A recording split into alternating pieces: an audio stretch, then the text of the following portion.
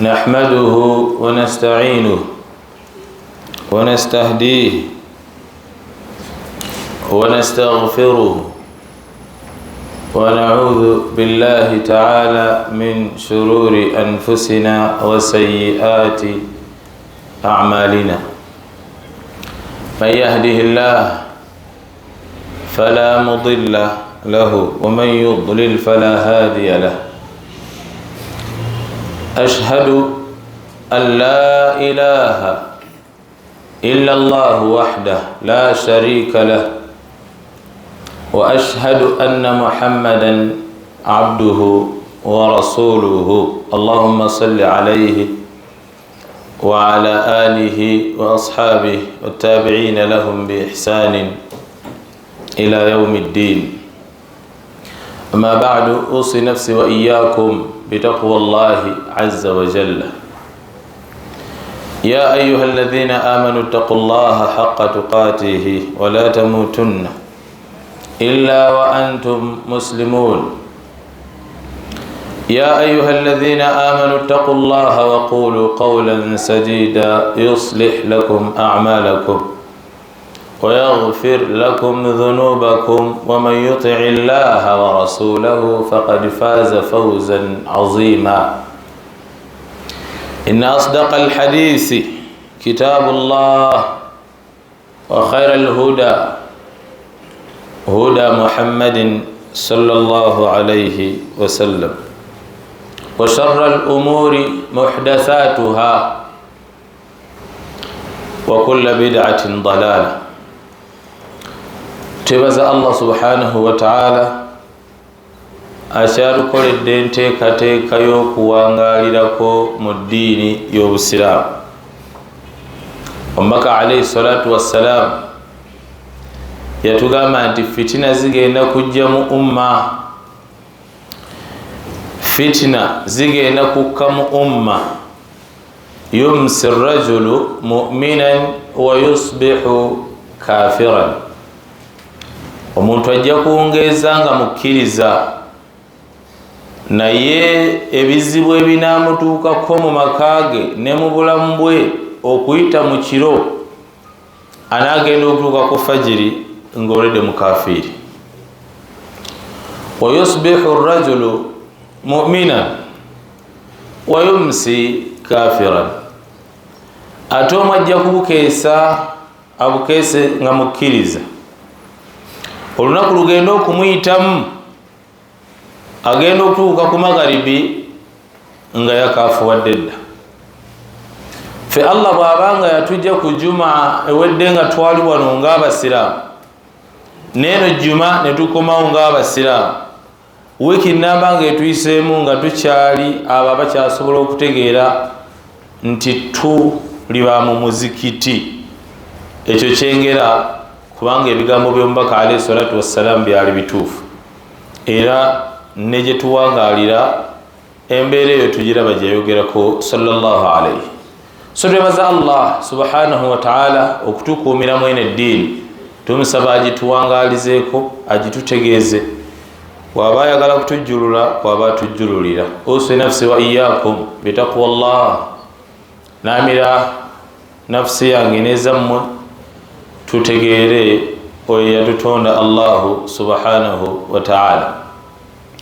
Kye tuli mugezaako okutuna baddu ba Allah mu zino JUMAH, ng'era bwe tweteekerateekera n'omwezi ogwa Ramadhaani, kubanga tuli mu Rajab, tubuzayo omwezi gumu Ramadhaani etuuke. Tuli mugezaako kwetukuza mpola mpola, tuyige bwe tuwangaala tusobole okuggwamu waasi w'ensi oba obulamu bw'edduniya, tukole ebyo ebinaatuteerereza edduniya yaffe, then tusobole okufuna amaanyi n'obusobozi okusinza Allah subhanahu wa ta'ala.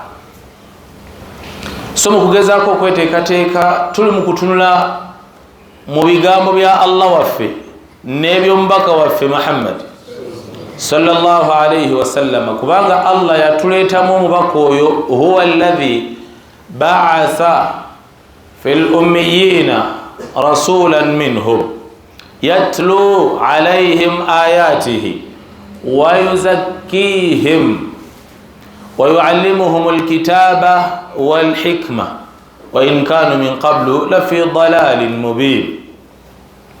الله سبحانه وتعالى yekenyini ye yatusindikamu banatutumira omubaka nga muntu nga ffe wamuffe omulimu ogwamuleesa yatlu alaihim ayatihi kujja kutusomera aya za Allah.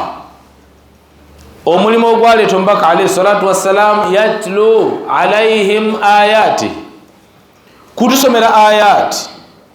Olwaira ate abantu tukyagala batusomera ayati, twagala muntu najja ku JUMAH nakunyumiza ekiboozi nakunyumiza gundi yagamba nakunyumiza gundi yagamba.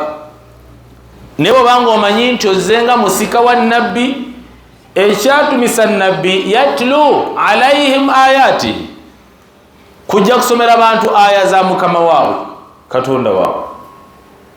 Wayuzakkihim n'okubatukuza. Ezo aya ze zigenda okutukolako tazkiya, ze zigenda okutuzakka, ze zigenda okututukuza. Buli tujjano tubaako bye tusoma mu bigambo bya Allah oba ebigambo by'omubaka we sallallahu alayhi, tuba tuzze kutukula. Abadde omwononefu ne weetereza, abadde tamanyi nti osobola okwenenyeza Allah wo n'omwenenyeza n'otukula. Abadde atambuza bizinesi obubi n'ogitereeza, abadde yawassa mu mpasa etali ntuufu n'otereeza, abadde akuza abaana be mu nkuza etali ya busiraamu n'otereeza. Ekitazikiya tetujjana okutuula butuuzi, kutuula ne tubeera mu juma just nga tumanyi nti zino eddakiika 3 zibeera za muzikiti. La, yatlu alaihim ayatihi wa yuzakkihim.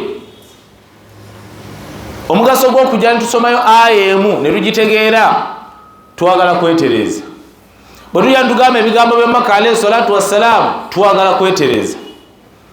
Okuva ku juma ewedde mpaka kweno juma wakakyusa kyenkana ki. Mahadisi gye twasoma eya Sahih Muslim, Nabbi sallallahu alayhi wasallam nga atunyumiza ku musajja omulimi. Allah gwe yali yaterereza obulamu olw'okutegeera Allah we. Ogwe bucyango vaano wiiki namba esente zozikozeemu ki, ozitereezezzaamu biki, bizinesi gy'ogitereezezzaamu ki, ensolo z'olunda ozikozeemu ki, abalina amalimiro mugakozeemu ki. Bw'obanga okyetuddeko then tolina mugaso gwa kujja mu muzikiti. Bw'obanga tomanyi nti okusomera ebigambo ebyo bireeta tazkiya mu bulamu bwaffe, naffe ntandika okumanya bwe tudiringa n'essente zaffe ne bwe tulina okuzispendinga, ng'ekyo tonnaba kukitegeera then kireza tonnamanya mugaso gwa kujja wano. Okyalimu abo abajja okutuulamukko obutuuzi naye nga tebalina mulamwa, ate nga abo bangi ne mu muzikiti gwa Nabbi sallallahu alayhi wasallam baalimu nga bawangaala naye nga bantu bamuliro ddala.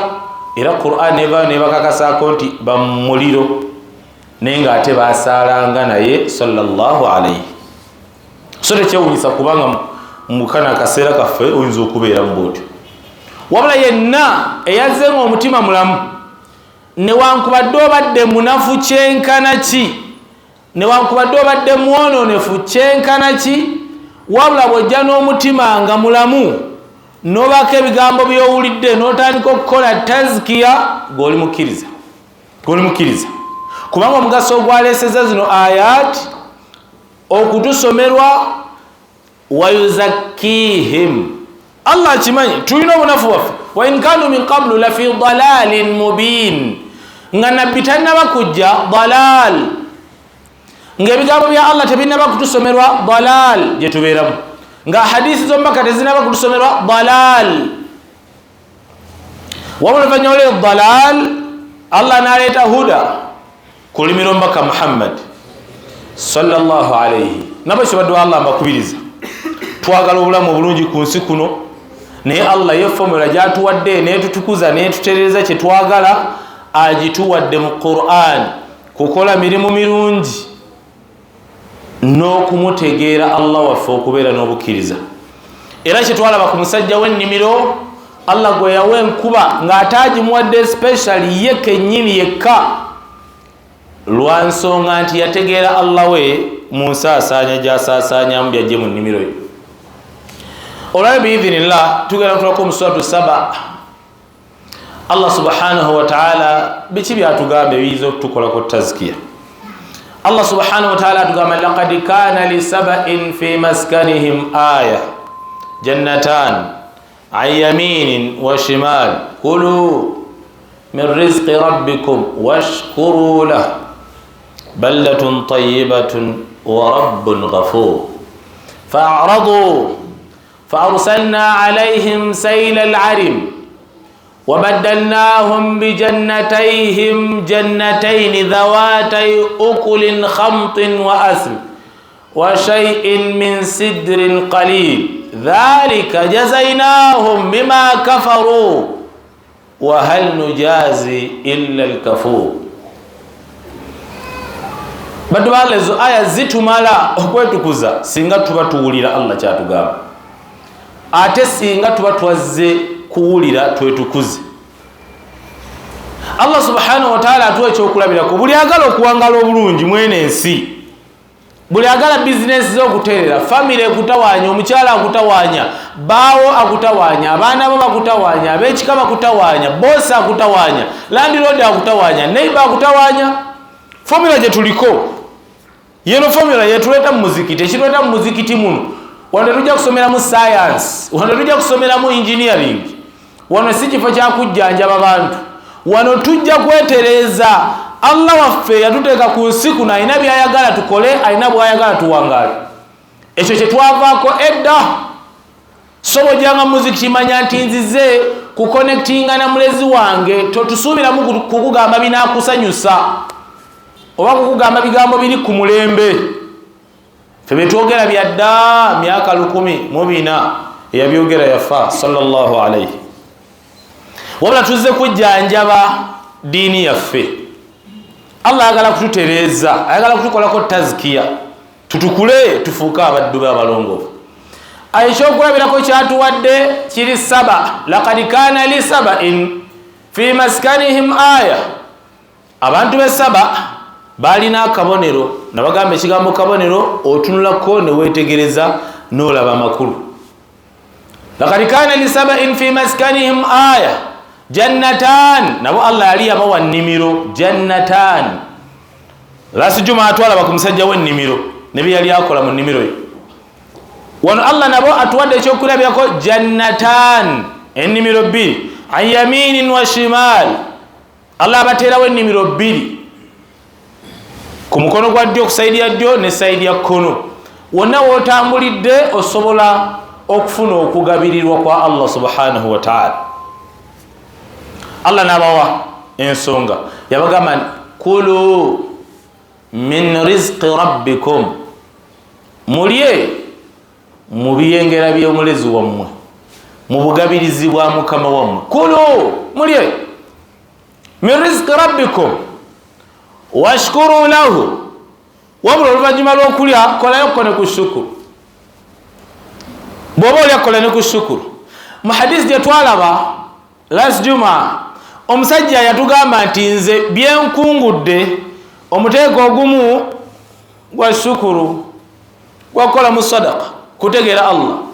Ogwokubiri ngulya n'abantu bange, guno ogwokusatu gwakuzaamu ono kapito ye muzaamu buzza talina gy'alaga, wabula emiteeko giba ebiri, guno gwange kulu min rizqi rabbikum, naawe funamu ebyo byokola, funamu ekinaakugasa. Wabula washkuru lahu, siimako ne ku mulezi wa Allah. Abantu kera kaaba bwavu, omugagga akaaba obwavu kuba taagala mbu bamusabe, kati wateekawo ekiboozi ky'obwavu, obwavu bungi taagala alimu ku blockinga buli musabirizi waali aleme kwogera ku ssente. Abantu bwe tutyo bwe twawanga, eyafunye omulimu akaaba mbu ensi etabuse, ali mu ofiisi akaaba nti ensi etabuse, afuluma emmotoka agamba mbu ensi etabuse. Obulyazaamaanya nabwo onoonefu. Allah subhanahu wa ta'ala agatukole shukuru. Stop complaining. Abantu baji mulina kutusiba mu complaining ila Allah. Kulu min rizqi rabbikum, liyamu ebyo byakuwadde, washkuru lahu, kolako kushukuru. Kolako kushukuru. Gwe shukuru mu business eyo gyolina byotunda, oba gyokola mu ddwaliro, oba gyokola ku masites, oba gyoli mu offices, gwe shukuru gyokola etunula etya?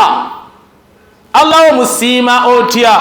Allah akuwa omukyala nga mulungi, gwe shukuru gyokoze ku mukyala oyo mulungi, okoze shukuru ki? Gwe mukyala gwe Allah gwe yawa bulungi, nga naawe bwetulako mu ndabirwamu olaba oli mulungi, shukuru ki gyokoze ku eyo beauty Allah gyakuwadde? Allah akuwadde ezzadde, shukuru ki gyokoze ku eyo ezzadde? Ne tusiba tukomplaininga. Allah atunyigiriza lwa nsonga tuganye okumutegeera. Okutunyigiriza kuno, walanudhiqannahum min al'adhabi al'adna duna al'adhabi al'akbar la'allahum yarji'un. Allah gamba mbakwata muko nemanyiga n'ebibonerezo bino ebisookerwako ebitonotono, njagala musobole okuwona ebibonerezo biri ebinene, kubanga bw'ofiiramu eyo mweri eddalu ly'owangala eryo n'olifiiramu ogenda ku adhabul akbar. Kati Allah akukutte akutaase biri, walanudhiqannahum min al'adhabi al'adna. Business agikuttemu osobole okugisiramula, mukyala wa mukuttemu osobole okusiramuka naye, abaana babakuttemu osobole okusiramuka nabo, ate oganye osigala complaininga. Tolabe na aya, tolabe aya Allah gyakoze mu makago, tolabye. La'allahum yarji'un. Allah gatukomewo. Allah atutonda nga alina programu ye, tetwajjira no kuyaffe. Kyova nti wajja totegeera. Wallahu akhrajakum min butuni ummahatikum la ta'lamuna shay'an. Wajja tomanyi bya engineering, wajja tomanyi kuvuga mmotoka, tomanyi na kisumuzo bwe bakiteeka. Wajja ne mama otomutegeera ne taata otomutegeera. Wajja tomanyi ku nsi kuno kuliko offices, tomanyi nti kuliko ekigambo land road. Wajja tolina kyotegeera. Eyakuleeta kweno program eyiye siyo. Otuuka wano ne woomera amalala. Buna kunokera complaining ila Allah. Lwatonyesezza enkuba ne tucomplaininga. Omusana ne gwase ne tucomplaininga. Gwono oliwo ku programs zo. Kulu min rizqi rabbikum washkuru lahu. Tutandikako kukushukuru baddu wa Allah. Tandika kukushukuru olwaleero. Stop complaining. Muleka abatategeera Qur'an ba complaininge, kubanga ebyabo bwe bito bitunula. Naye n'omusiraamu aina Qur'an, naffe complaining amu ne bali abatayina Qur'an. Kati njawulo ki kyekyakufuula omusiraamu? Kukukomola, abagisu nabo bakomola. Kyekyakufuula omusiraamu? Kubeera na nkofiira na katambaala, bino bagula buguzi zinongoye. Eyo ddiini? Eyo si ddiini. Tukolako kushukuru. Mu business oba ofuna ekitono, kola kushukuru mu ekyo ekitono.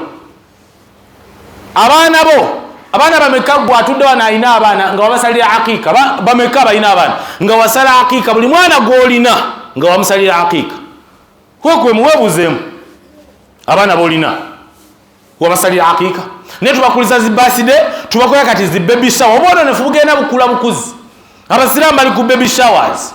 Tomanyi oba omwana gw'ogenda okuzaala n'ategeera oba taategeere, oba alimera amanyi oba talimera, oba alimera zonto, naye tuli ku baby showers, spending money. Abakulu tewasalira aqiika. Lwaki tetuboneebone mu bufumbo? Lwaki tetugenda kubonaabona n'abaana bano? Lwaki abantu tebagenda kutufuukira kizibu batwale ne mu makomera? Omukyala lw'omuwasizza ku nikaahu kwennyini, abantu ko bonoonera, naye bateekako ebidongo, omukazi n'ayambala butimba, n'avaayo n'azina, n'omusajja omusirusiru naye n'avaayo n'azina. Lwaki obufumbo tebuufe? Lwaki temuyawukana? Lwaki temugenda mu kkomera mugabane ebintu mu makooti, omukyala akutwaleko ebintu byosigale ng'ocomplaining? Eddiini y'ekiryaza amaanya twagikoppawa. Olw'omugaso gwa Qur'ani mugaso ki mu nsi muno? Omugaso gwa Qur'an n'omugaso gwa Maka Muhammad. Bwe tubanga tusobola kwawukanako n'Abayahudi n'Abanaswara, nabbi yajjira ki? Kulu min rizqi rabbikum washkuru lahu baldatun tayyibatun wa rabbun ghafur. Baldatun tayyiba, eno ensi Allah asobola gifuula ey'obuvunaanyizibwa, kubanga mu Saba balina aya, balina baldatun tayyiba wa rabbun ghafur. Allah afa akimanyi tusobola okukola ensobi, but are we repenting? Rabbun ghafur, Allah asonyiwa. Allah wafa asonyiwa, kubanga akimanyi tosobola okugwa munafu. Naye bw'owulidde ebigambo bino oli lwedde okukyusaamuko. olibadde okukyusaamuko rabbun ghafur. Naye bwe tujja ne tuwulira ebigambo bino fa a'radu n'ofuluma nga atazze, gwe n'ofuluma nga ataawulidde n'osigala ng'okyayambula mukyalawo kubanga oyagala kulaga ensimbu alina figa, n'omukyala n'asigala nga yeebyula mu kkubo ayambala butimba ayambala ziregingi kwatambulira mbw alaga nti alina figa. Lwaki tebakutomere n'ogenda ali nga bakukutudde kuba ensi eriko nnyiniyo yaweerako ebiragiro. Kakati faaradu bwe kasokyuka notunula eri byebizibu olwaliro bye tulina buli omu byakaaba. Ate Allah ye ali sensitive kubanga buli kimu akisobola. Asobola okukaabya omugagga ng'akaaba amaziga ga kigagga naye nga naye akaaba, n'omunaku naye n'akaaba mu nkaaba ey'ekinaku. Omulungi n'akaaba amaziga g'abalungi n'ennababi nga naye wali akaaba g'ababi, naye nga buli omu akaaba kubanga nannyini kutonda ggulu n'ansi alina obuyinza. Tagenda kukutyambola okuba olina PhD, simanyi ogenda kumaliriza masters, simanyi gwe obitegeera nnyo, simanyi oli profesa ensi ekuwuliramu, oba oli musiraamu oba toli, ye bw'asala okukaabya wa in yamsaska Allahu bidurrin fala kashifa lahu illa hu. Bagamba nti nkyala mugago amakaago teri agenda mugambako. So nabwe ekiro baddu ba Allah, imma tujja kujja muziki tuwulire oba tetujja kuwulira, naye agenda okubonaabona yeggwe nange. Allah waffe ghaniyun anna, talina bwetaavu gye tuli, oba tusaala oba tetusaala, oba owulira bino ebigambo oba tobiwulira. Ghaniyun, Allah tatwetaaga wabula gwe amwetaaga. Gwajja okukaabira mu bufumbo obwo, teeka mukyalawo azina amazina ojja kulaba. Omwana mukolere baby shower, bw'anaamala okukula n'afuuka musiyazi mujja kuddamu amagezi, maybe mujja kutegeera. So nabwekyo Allah atugambe laqad kana li sab'in fi maskanihim aya kabonero tunula olabe kyekyabatuukako. Fa'aradu fa'arsalna alayhim sayla al-arim wa baddalnahum bijannatayhim jannatayn dhawatay ukulin khamtin wa asl wa shay'in min sidrin qalil dhalika jazaynahum bima kafaru wa hal nujazi illa al-kafur. Bwatu Allah basasula buli mujemu era yabakyusizaamu ezaala ennimiro ennungi nga beeyagaliramu bwe baagaana okutegeera kye balina okukola n'ezo ennimiro Allah n'azikyusa, yazibalekera n'azikyusa. Bizinesi yonna ojja kugiraba ng'egwa, ojja kubeerawo ng'ogiraba egwa tekyakola magoba, ogenda okola ng'egwa. Baddalnahum, marriage gye mutandise nga mweyita ba sweetheart mu kidaala, omukyala n'akunama n'omubyula naawe ne muzina amazina, ojja kulaba sweetheart will become a sour heart. Ojja kulaba abamwalaba dda, ojja kulaba tomanya we bikyukira n'ebikyuka. Eyali mu ofiisi ogenda okulaba mpolampola nga agiseseetuseemu agivuddemu, eyali boosi ogenda okulaba nga kawansinga omulala linnya, tomanya we bikyukira, ne bwoba otetenkanya nnyo tomanya gye bijja kukyukira nebijja kukyuka. Baddalnahum bijannatayhim jannatayn dhawatay ukulin khamtin wa aslin wa shay'in min sidrin qalil. Ennimiro ezaali zireeta ebibala ebiwooma zaali tabikaawa, gimu tegikyateekako, agamu kuwateekawo maggwa, full stop. Allah n'abajjako ne basigaza bitiititi. Yasindika musayila al-arim, yaleeta bulesi mataba, yaleeta nkuba nejja neeyingizaamu mukoka waayo, mukoka n'atuulamu n'amalamu kennaku. bw'ayagenda okusetolinga ng'ensonga yakyusa edda. Allah aleeta bulesi nsonga program ayinza okuleeta oluguudo nga lugenda kuyita mu ka business ko ne bagamba musenguke, naye nga bwe bwavu bwo mpaka lwolifa. Paka lwolifa. Kasaba basenguka toddamu kufuna wandu ogenda kukolera. N'ogenda bw'otyo n'opaala mpaka lwe bali kuziika. Aleta nsonga dono sayila al-arim wa badalnahum bi jannatayhim jannatayn dhawatay ukulin khamtin wa asid wa shay'in min sidrin qalil dhalika jazaynahum bwetu abasasula bima kafaru butawulira wa hal nujazi illa al-kafur. Allah gamba sibwetu tusola buli mujemu wali yadda tudde wano yadde nzayogera wa hal nujazi illa al-kafur. aqulu ma tasma'un wa astaghfirullah li wa lakum. Alhamdulillah, we thank Allah subhanahu wa ta'ala for this opportunity that He allows us to come and be reminded. It's a great chance that we have every week, that after we become deluded and sucked into the delusion of this dunya, Allah subhanahu wa ta'ala gives us a polishing. He brings us back to his house and gives us reminders from the book that he organized for us. He spoke many years before the creation of the heavens and the earth. But he was speaking guidance to us so that we can be redeemed and rectified. Because Allah subhanahu wa ta'ala wanted to see us as good slaves. So whenever we come here and we see this chance, we need to really understand why. Why is Allah talking to us? And how does Allah want us to become? What does He want us to be? And that's the big lesson. So every time we be reminded the essence why Allah sent a messenger. He said He sent to us a messenger so that the messenger comes to read to us the book, to read to us the revelation, to read to us the speech of Allah subhanahu wa ta'ala, وَيُزَكِّيهِمْ, so that we can be sanctified, we can be changed, we can be cleansed, we can be purified. Are we getting purified? Every Jumah we come in a masjid and we hear a verse or a hadith. Are we getting cleansed? Are we changing? Are we taking some lessons? Are we rectifying our affairs? Last Jumah we looked at a man of the garden that Allah subhanahu wa ta'ala facilitated the rains only for that person. Why? Because the person was good to Allah subhanahu wa ta'ala. He understood how to deal with his walls. He understood how to deal with his garden. So every time of harvest, the man could distribute the harvest into three. One portion is for charity, and that's shukr. Understand that this is from Allah, so I must give back to Allah subhanahu wa ta'ala. And the second portion, he was consuming it himself and the children. And the third portion was his capital, so he plants it. And that was his practice. And Allah subhanahu wa ta'ala was happy about the dealings of the man. That's why Allah facilitated the rain to come for only that one man. How are we learning that lesson? Did you learn how to deal with your money? Are you now aware of how you're going to spend your salaries? Do you know where you have to put your money? Or we are still wasting money? Now, what is the essence of coming to masjid when you can never even understand any lessons? Now today Allah subhanahu wa ta'ala is giving us a picture from Surah to Saba, giving us an incident of the people of Saba. لَقَدْ كَانَ لِسَبَإٍ فِي مَسْكَنِهِمْ آيَةٌ جَنَّتَانِ عَنْ يَمِينٍ وَشِمَالٍ. Allah gave them gardens also. Gardens that were giving them enough produce. And Allah told them, كُلُوا مِنْ رِزْقِ رَبِّكُمْ, go and consume from the provisions of your Lord. وَاشْكُرُوا لَهُ, but you must appreciate. Be grateful to Allah. How many of us are grateful? You have a beautiful wife. Are you grateful? Or you are just undressing her to create more sin?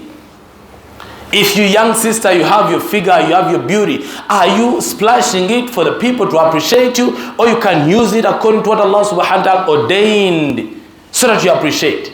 How many of us have cars? Are we using the cars in order to appreciate that Allah, you gave me this bounty? Or you carrying these harlots and prostitutes and you fornicating with people because you have a car?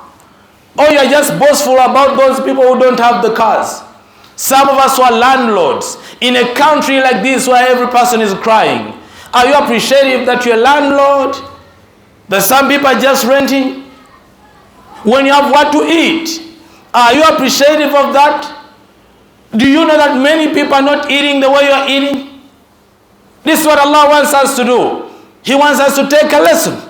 Allah gave guidance to the people of Saba and told them, Kulu min rizq rabbikum. Use. Allah doesn't want us to give him because Allah does not eat. Allah does not use. But he said, Kulu, you eat, use it. Use your money, use your wealth. But understand that it's me that is doing that for you, so you must also do some shukr.